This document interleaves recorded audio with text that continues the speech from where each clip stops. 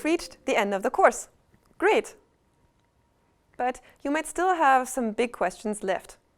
In this part, we will try to integrate the findings from the course. Summarizing and abstracting, we'll add some final thoughts about being critical, trusting, and finding a balance between the two. One of the aims of this course was to provide tools to support you in being critical about the things you hear and read all day, where people make claims about how the world works. Sometimes you'll find there's no solid basis for making these claims. We have covered some areas where closer inspection might help you find the shaky bits on which a claim could be based.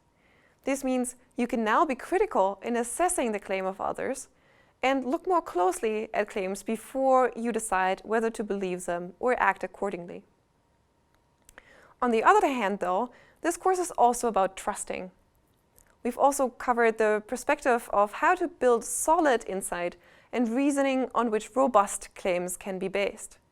That means this perspective can help you gain trust in scientific insight, if done right and interpreted right and reported right. It truly paves the path of pushing the borders of our knowledge and our understanding. But how do you combine this critical and trusting attitude? It is definitely about finding balance.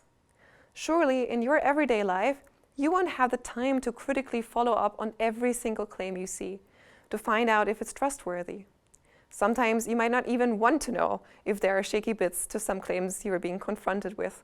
Sometimes it might not even be very important for you to know the truth.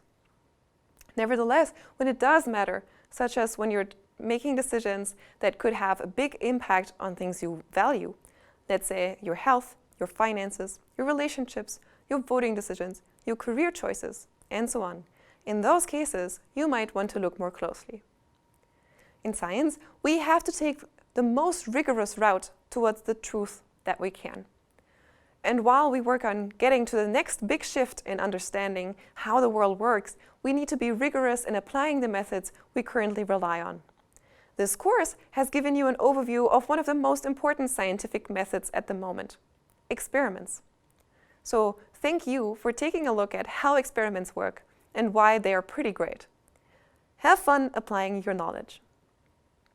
Finally, I'd also like to thank the many supporters of this course who've helped me make it happen, with their support and feedback, their suggestions, their time and ideas, and their technical skills, their connections, and their financial support. Thank you.